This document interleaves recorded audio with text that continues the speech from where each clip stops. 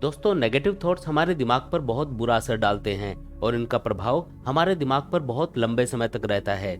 चलिए इसे एक कहानी के माध्यम से समझते हैं। एक बार एक आदमी सर्कस देखने जाता है। वहां पर उसने देखा कि अलग अलग तरह के जानवरों को अलग अलग पिंजरों में रखा गया है।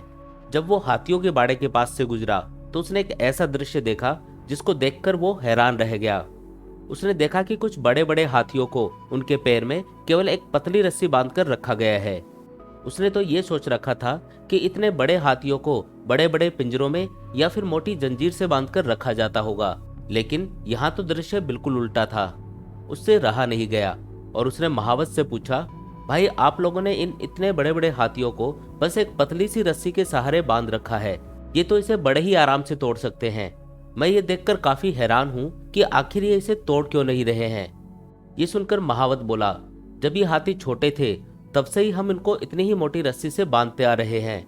उस समय इन्होंने उस रस्सी को तोड़ने की बहुत कोशिश की, लेकिन क्योंकि उस समय ये बहुत छोटे थे इसलिए रस्सी को तोड़ पाना इनके लिए संभव नहीं था। जब वो रस्सी को तोड़ नहीं पाए तो उन्होंने मान लिया कि रस्सी इतनी मजबूत है कि वो इसे कभी भी तोड़ नहीं सकते, और आज भी इनकी वही सोच बरकरार है। इन्हें आज भी लगता है कि ये इस रस्सी को नहीं तोड़ पाएंगे और इसलिए ये कोशिश भी नहीं करते।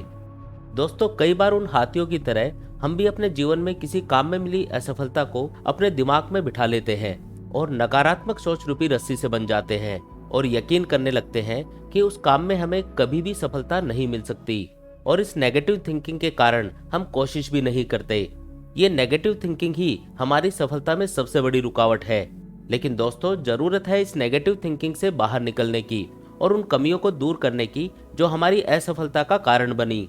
इसलिए इस नेगेटिव थिंकिंग रूपी जंजीर को तोड़कर हमें पॉजिटिव थिंकिंग को अपनाना है। और हाँ, याद रखें कि जीवन में प्रयास करना कभी ना छोड़ें, क्योंकि प्रयास करना ही सफलता की दिशा में पहला कदम है।